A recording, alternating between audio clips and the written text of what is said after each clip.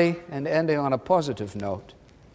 What will we find? We'll find that the double-minded, unstable man, blown around like the winds of the sea, will receive nothing from the Lord, but we will discover that when we come to the Lord sincerely, in childlike trust, and in complete honesty, He responds generously and graciously. If any of you lacks wisdom, you should ask God, because He gives generously to all and without finding fault, and it will be given Him. In other words, He doesn't make us feel guilty or foolish for coming back to Him with the same or the similar question. Which, if you think about it in relationship to school, weren't those the teachers that really helped you?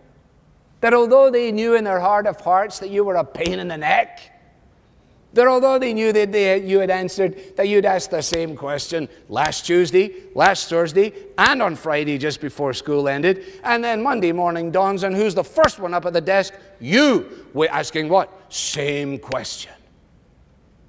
And everything in them wanted to say, go away and never come back. And yet they said, let's just look at this again. That's why I love English literature. That's actually largely why I have zero interest in science. My English teacher loved me into Shakespeare. My science teacher tried to beat my hands into a discovery of the periodic table of the elements. I developed a distinct disinterest in the periodic table of the elements and found great delight in Shakespeare. Now, the fact that I'm a complete idiot as far as science is concerned, I don't want to tie to getting a hammering from my teacher. I think I predated that with my complete incompetence. But you know, when you get by with a little help from your friends, who knows what might have happened? I know that I will never forget Mr. McFadgen, because Mr. McFadgen is the teacher who told me in front of the class that instead of having a head on my neck, I had a turnip on my neck. And asked me to stand and tell the class what I had on my neck. So I stood and told the class, I have a turnip on my neck. And they loved it because they knew it was true. There was no point in me complaining to my father. My father knew I had a turnip on my neck.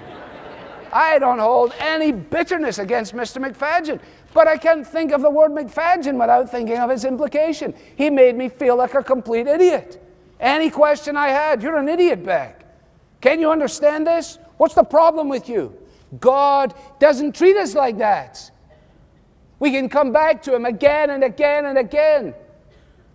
That's what He's saying. If you lack wisdom, if you can't get this joy trial thing going, if you are up against it, if the world is falling down on your head, and you are prepared to come to God and ask Him simply and properly, you will discover that He gives generously, comprehensively, and He does so without ever making you feel guilty or without ever saying to you, I can't believe you're asking the same question.